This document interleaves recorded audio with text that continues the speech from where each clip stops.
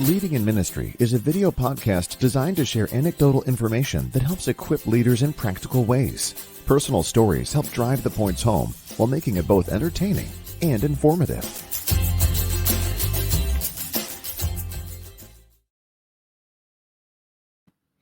Well, it's Friday, and today is our day for the video podcast.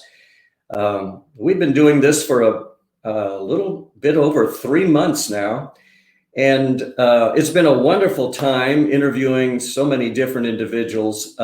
My regret is that last week I was unable to do the video podcast for the first time.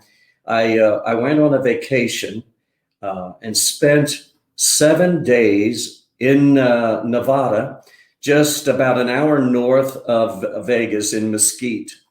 And I was on a golf trip. We did 36 holes of golf every day. It was a blast. I had someone that I had set up for interviewing. I thought, my, what a backdrop it would be to just do this podcast there on the golf course. And we tried, but the signal was so bad that we had to just scrap the whole idea. However, one of my early interviews that I did was with Dr. Jim Lowe from Indiana Wesleyan University, a dear friend who I just love. And he said to me, during the time that we were doing that interview, that, Don, wouldn't it be a neat idea to just reverse the role and I would interview you? So I've thought about that, and I said, man, that would be a great idea. And so today, Dr. Lowe is with me. Good morning, Dr. Lowe. Good morning. It's great to see you. And so I thought, yeah, let's do that. I would love to just see where that might take us, and we'll just have a good time here for the next few minutes and see where we might go with this. Great. Well, Don, it's always wonderful to connect with you. And as you were sharing about your relationship with me, I have always respected and admired your ministry as well.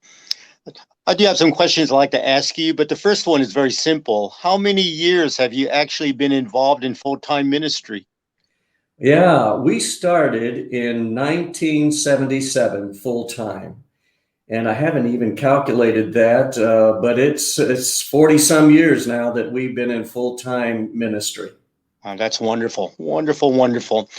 Well, as you shared, I'm at Indiana Wesleyan University, where part of my job is to equip young men and women to enter into ministry. Many of them come to me and say that they feel as if God has called them into ministry, but they shy away from that calling, partly because they wonder if they're going to be able to do it. They wonder if there are other things they should be doing. They're wondering about if God's going to provide for them. So they shy away from wanting to enter into full-time ministry. What would you say to a young person that came to you with the idea that, yeah, I'm supposed to be in full-time ministry, but I'm scared to enter into it? Yeah, honestly, I would have to confess I was scared too, because for us, when we began full-time ministry, I had a full-time job that was very comfortable. Right after we got married, we purchased our home, and we just abandoned everything. I mean, I told my boss one day at the job that I was going to be leaving my job because I was intending on moving into a full-time worship leader role. And I also we put our house on the market, and it became a very scary situation because I really didn't know what that all was going to look like. At the time when we started ministry full time, I distinctly remember that we were going to be traveling, doing evangelism, music in revivals, camps, or whatever. We had 6 meetings on our schedule. And now when I think about that, that's really a scary situation as I think about it from where I am now. 6 meetings, and we just abandoned everything. But I think at the very core of all of that, for me, it was the principle that I had lived with for a number of years growing up, hearing it. I heard it preached, and I decided that I needed to make that application in my own life. And it was simply that I can't rely on my own strength, my own wisdom, but I have got to abandon it all and just trust God with that. Now, that probably sounds cliched or a bit simplistic, but there's something very powerful about just thrusting yourself onto Him and believing that He really is going to take care of you. Wonderful. Well, very much like you, I've actually been involved in ministry now for around 40 years, and I shared that with some of my students. Yeah. One of my students came to me and asked me the questions, have I ever had any regrets going into ministry? So I'm going to ask that question to you. Any regrets at all going into full-time ministry for God? You know, I cannot think of one regret. When I begin to review the past and up to this very present moment, I can honestly say my life is far more, it is far more rich today because of the experiences that have come across my path than it would have ever been if I continued just in the path that I started when I was in my 20s, just there locally doing a secular job and just living my own life, so to speak, and just absorbed in myself. But giving up all of that and just really putting myself out there to try to impact others was far more rewarding than I could ever have imagined. Amen. So my big response then is amen to that. Yeah, so, no kidding. Yeah. Now, as you already know, is that even though I'm here at Indiana Wesleyan, I'm also helping at a church, serving as outreach pastor of a church that was really kind of on a decline. But I'm also out with a lot of pastors as well. Because of the climate, because of the situation that our country is in right now, the political scene, the racial tensions, COVID, I have sensed that many of our pastors are discouraged.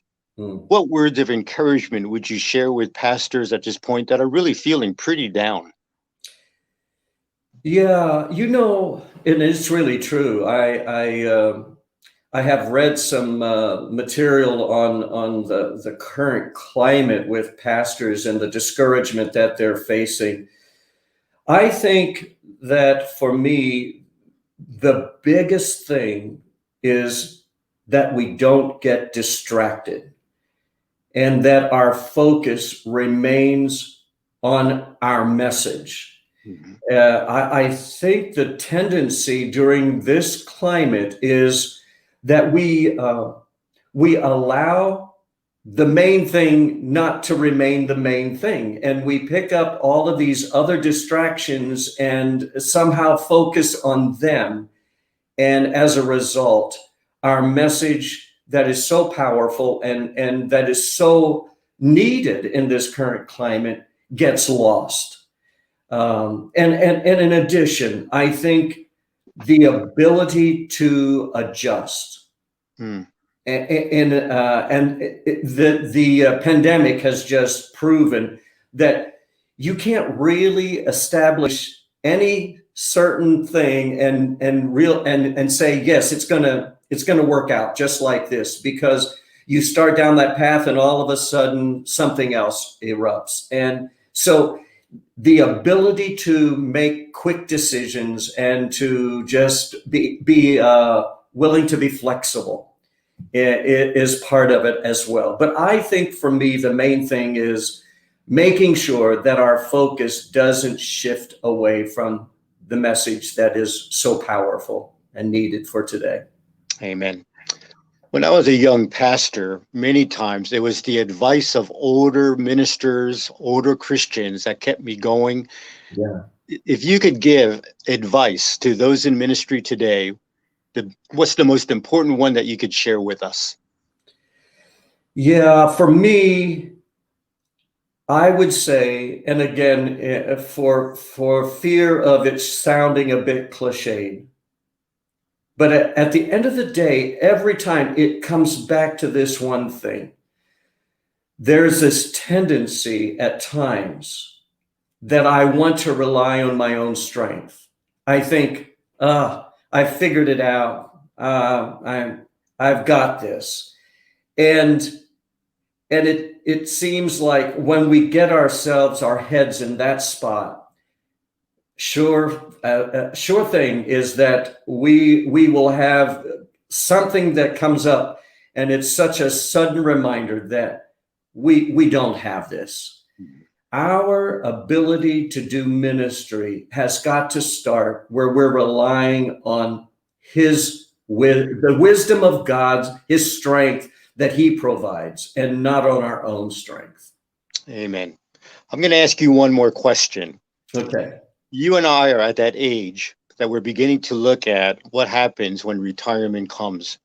And in fact, they're saying that there's quite a few percentage of us that are entering into that next stage of life. Because of that, many of us that are going through that, we have questions in our minds. How do we journey through this time as we're looking towards the end of, quote unquote, maybe full-time ministry in a professional way? Yeah. You know what? I'm so glad you asked that question, because I think for me, that answer is part of a passion for me. And I have been experiencing exactly what you're saying for several years now, because when I first started in ministry, you don't even think about the fact of the changes that are going to be coming down the pike somewhere. And all of a sudden, you're facing it head on, and you realize, hey, this isn't going to be this way forever. I remember hearing a message a long time ago, and it clicked with me. And the theme that was being presented was that of attitude and adjustment. And during our entire ministry life, I had noticed that there were people as they got older, that, and this wasn't true about everyone, but the tendency to become a bit bitter, or to just get in a spot where rather than adjust, it was easier to just complain about everything around them. Mm-hmm. And so I'm just going to get a bit personal for a moment. So, I grew up in a day when the music was really probably the most popular music in my culture in the 70s was Southern gospel in the religious realm. And so, when you grow up around a certain style of music, it sort of becomes second nature to you. And then in the 80s and the 90s, the contemporary music was coming on the scene quite strong. And I remember realizing that we have got to make the shift and adjust so that we could have a bit of relevancy to connect and continue to connect as the culture was shifting. What I came to realize while we did do that, what I realized is that when I was making that adjustment, we did it okay, but it really wasn't with excellence. And I realized that it wasn't just sort of the natural part of who I was, because it wasn't what I grew up doing. And so when I would review video footage of myself, I would say, it just doesn't feel as natural as what we were doing. And I said then, you know what? There will have to come a time when I will have to adjust. And what does that look like for me? But again, it's the attitude and the adjustment. I could have started complaining and saying, you know what? This music that's happening right now, I could have become part of the argument of what was wrong with that music. But instead, I saw some of the finest music being written actually with some of the contemporary music. I mean, there are powerful messages out there. I think there's always been music that has been written that has not been good. And then there's music that's been written that has been powerful. So I decided that, probably the best thing for me is to make a shift. And one of the things that I enjoyed a lot was administration.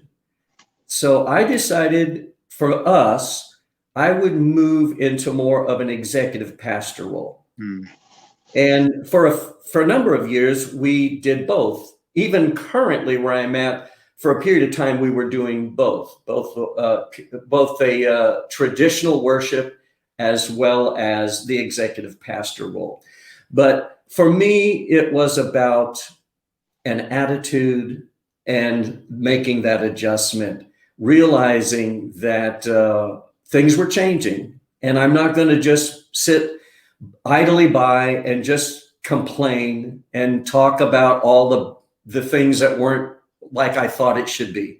Instead, make that adjustment. Wow. The professor in me, as I'm listening to you, I'm thinking of an outline of what I would teach my students. So 3 A's: attitude, adjustment, but then what you're saying, you intimate it, always adoring the Lord. Absolutely. Mm-hmm. Wow. Well, Don, wow. Great words that you just shared. Wonderful. I needed to hear those today. Well, listen, I am so grateful to you for taking time. And again, I want to repeat something. I know that I said this in our first interview that we did on the podcast. You are one of the people that I have admired through the years because of your authenticity and because of the relational approach that you have had in ministry. And both those points have impacted me in a real positive way. And thank you for the impact that you have had in my life. And I can only imagine how you are impacting the students there at Indiana Wesleyan University. And I'm so grateful for you. And thanks for taking the time to do this with me today. Well, this is a joy and this is fun to do. Well, always good to be with you. Well, it was indeed fun, and I hope you have a good rest of the day. Okay, thank you very much. Thank you. Thanks for watching. Please take a moment right now to hit share and include a comment.